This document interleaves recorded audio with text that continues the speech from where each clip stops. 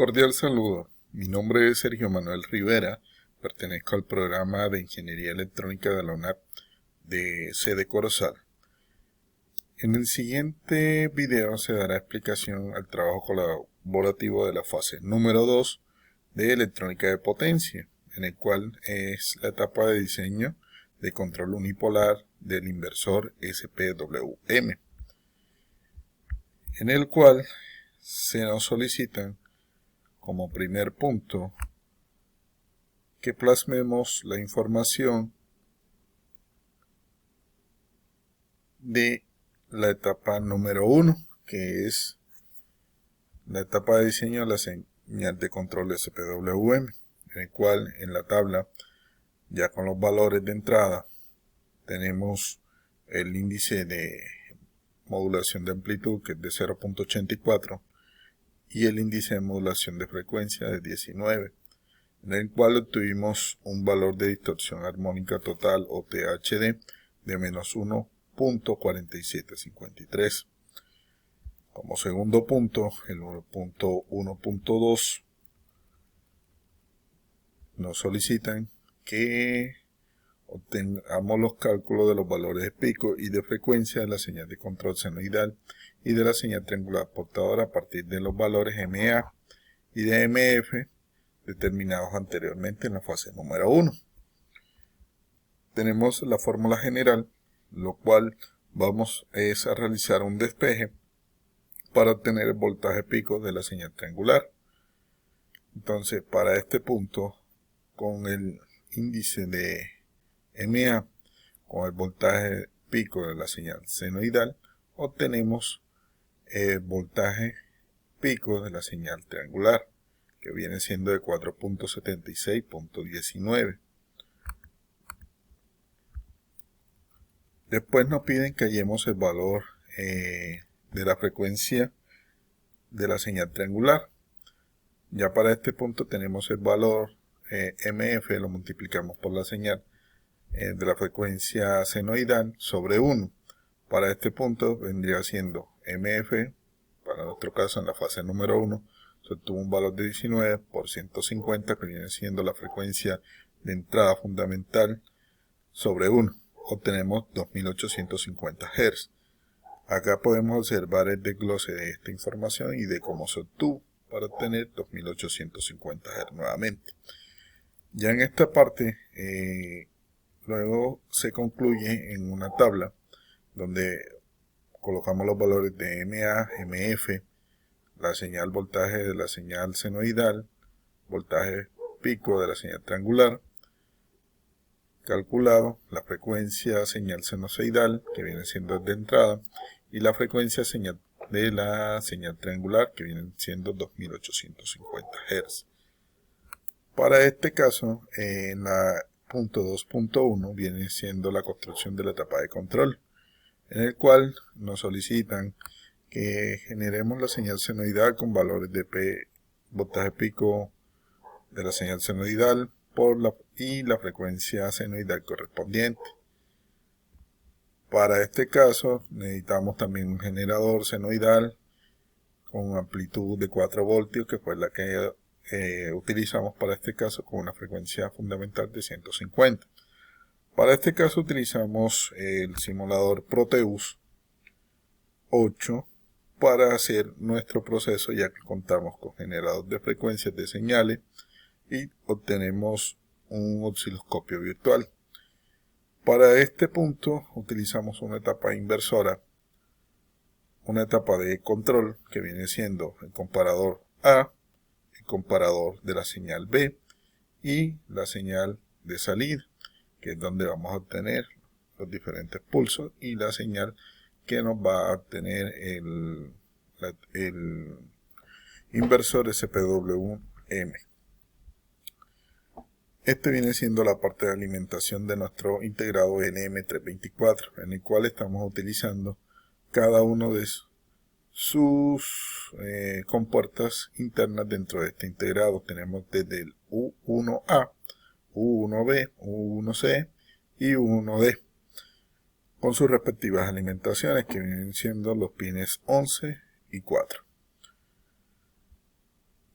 aquí tenemos la señal de entrada, que para nuestro caso son 4 voltios que se utilizaron con una frecuencia fundamental de 150 Hz. Le damos simulación. Aquí tenemos la parte de nuestro señal de generador, en el cual obtuvimos, por cálculos anteriormente, obtuvimos una frecuencia de la señal triangular de 2850. Para tal caso, nuestro generador no va a producir esa señal, el cual optamos por utilizar una un poco más alta, de 2900 Hz. Para el voltaje pico de la señal triangular, como es pico, utilizamos, lo tenemos que multiplicar por 2 para obtener el voltaje pico de nuestra señal. Para tal caso nos estaba entregando un valor de 9.572 voltios y lo redondeamos a 9.6, ya que no nos entrega un valor un poco más exacto al calculado, y fijamos nuestra señal en triangular. Aquí le damos One Shot. Aquí activamos todos los modos para que podamos obtener todos los valores y le damos Out.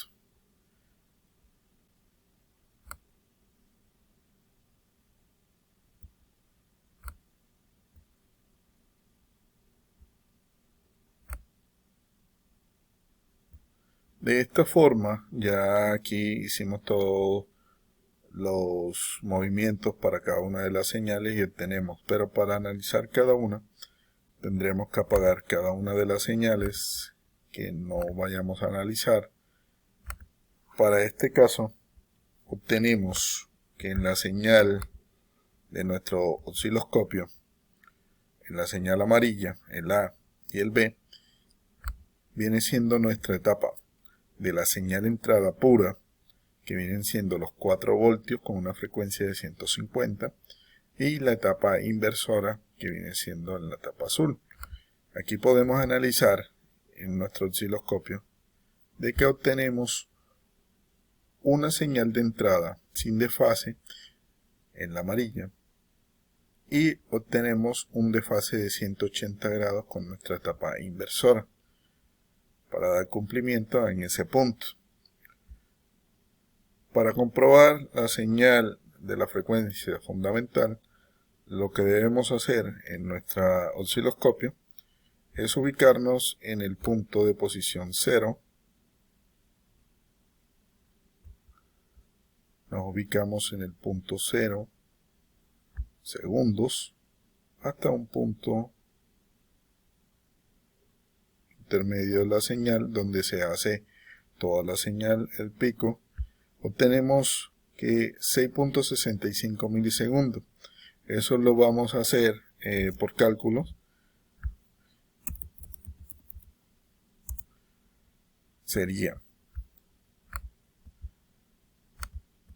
6 sería 1 entre 6.65 milisegundos por 1000 para obtener la frecuencia en Hz, por 1000, por 100. Eso nos viene dando alrededor de 150.37 Hz. Entonces nos quiere decir que el cálculo que estamos realizando y la frecuencia que estamos colocando nos está entregando el valor correspondiente a la programación que estamos realizando. Para la señal pico tenemos que el voltaje pico de la señal triangular viene siendo nuestro señal de salida. En este punto está representado en rojo, y obtenemos un voltaje de